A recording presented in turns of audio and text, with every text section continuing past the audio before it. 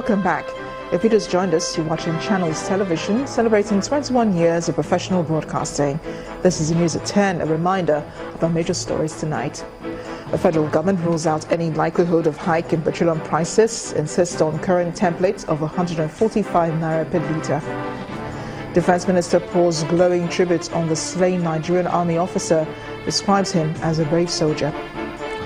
Valedictory session holds for Edo State Governor in Benin City. Governor Adams Oshomole commended for uncommon developments in the state. It is a tight race to the White House between the frontrunners as the world awaits the American decision on Tuesday.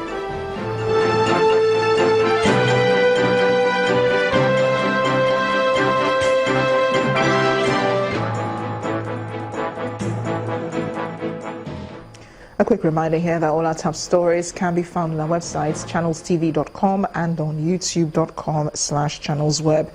Do log on to m.channelstv.com to view us live on a mobile device. You can also download the Channels TV app for Android, iOS and Windows phones from their respective stores. Besides the news and updates, the Channels TV app is an eyewitness feature. We encourage you to use it to share those pictures, videos or news of happenings around you. Just as story happens, swipe to reveal the eyewitness menu and follow the instructions.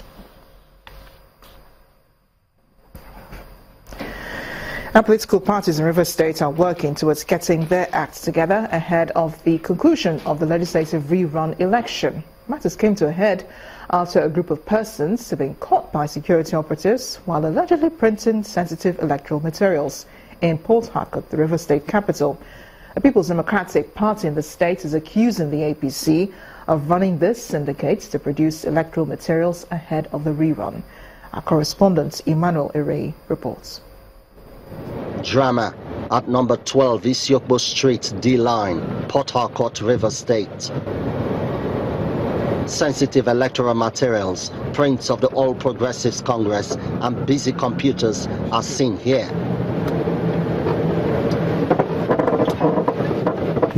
On interrogation by security operatives outside, the head of the printing outfit, Atonye Peterside, says he was contracted to print these materials like it is with any other printing job. He said it's for their, tribunal issues.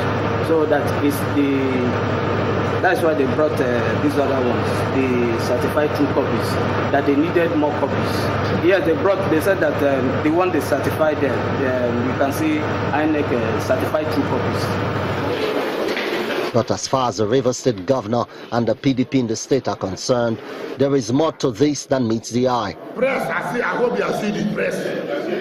See it well, press, see it well. Governor Nyesom Wike accuses the APC of running a syndicate for printing INEC-sensitive materials to perpetuate electoral fraud ahead of the legislative polls. The printer is a member of the All Progressive Congress. Now, what is the part of INEC? What role did INEC play in this printing of these sensitive materials?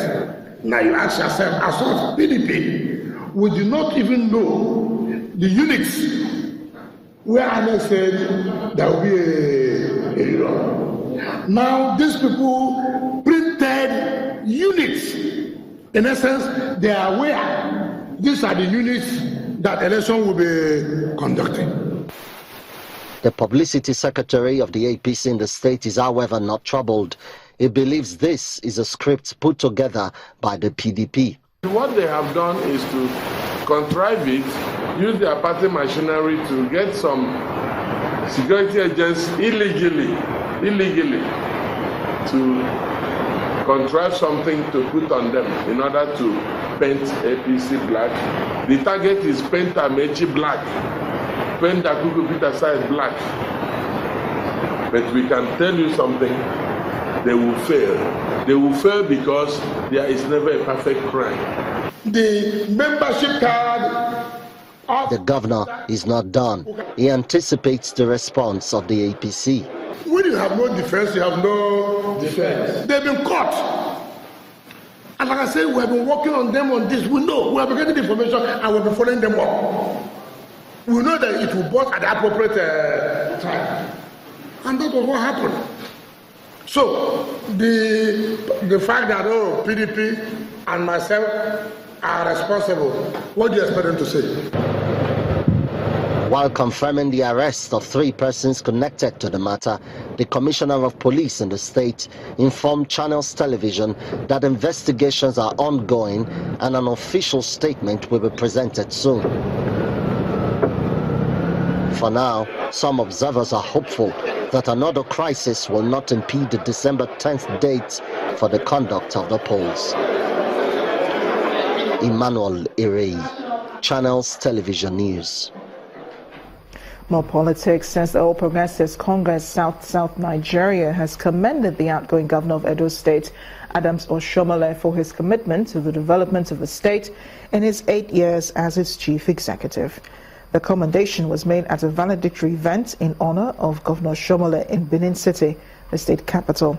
The guest speaker, Professor Adebayo Williams, and the national chairman of the APC, Chief John Yegun, all praised Mr. Oshiomhole for his determination in taking Edo to unprecedented heights. Gathered in this hall are members of the APC from across the south region of Nigeria, members of the National Working Committee of the party, some members of the National and State Assemblies, Governor Oshiomhole and his wife, as well as other dignitaries from Edo State and Benin. They're here to honor a man described by the guest speaker of the occasion as a post-military democratic icon, and who has given his people a lot to be proud of. There were labor leaders before Oshiomhole, but they were content with merely symbolic register of presence and on an idealistic platform too. But Oshiomhole sought a pragmatic alliance of forces that transcended mundane politics, rupturing traditional politics and what I call geriatric confraternities in the process. The national chairman of the APC, Chief John Yegun, did not mince words when it was his turn to speak about the outgoing governor. Things we thought were impossible, the drainage of Benin City became possible. And miraculously, he has changed the narrative for Edo State. He has put Edo State on a new pedestal. He has finally justified the caption which I gave to Edo State, the heartbeat of the Nigerian nation. He has proved that truly Edo State is the heartbeat of the Nigerian nation. There was a brief interlude as the Edo State Cultural Group entertained the audience.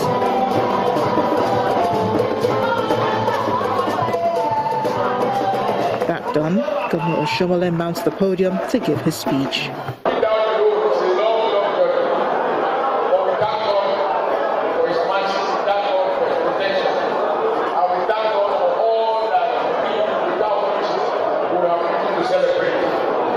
Gifts and souvenirs were presented to the governor and his wife at the occasion. With about 6 days to the end of his tenure as governor of Edo State, the consensus here is that Governor Adams Oshiomhole has done well and deserves to be celebrated.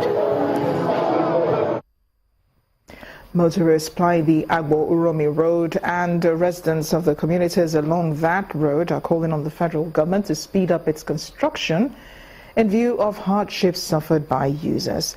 Farmers and traders who use the road told Channels Television that they suffer losses during the rainy seasons as they could not evacuate their harvest to the city for sale. A speaker of the Edo State House of Assembly, Justin Okonobo, however, said the House will invite the contractor handling the dualization of the road to find ways that they can assist in speeding up its construction. The Agbo-Uromi Road is a federal road. Meanwhile, residents of Umapo in Ohajegbema local government area of Imo State, as well as commuters plying the Owerri-Port Harcourt Highway, are making a passionate appeal to the federal government to resume work on the dilapidated federal road that has been abandoned for over 4 years. Residents of the area say the road has continued to make life difficult as transporting their farm produce to consumers has become almost impossible. Our next report highlights the plight of Umapo community and commuters on the expressway, as well as the federal government's efforts at fixing the road. This is the Owerri-Port Harcourt Federal Highway. It is one of the important federal government highways in the southern region of the country, as it connects Imo State to other south-south states like Rivers, Cross River, and Bayelsa.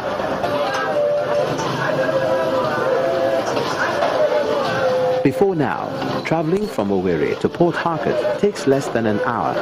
Sadly, the once motorable federal road has now become a nightmare and a death trap on the Imo end of the road.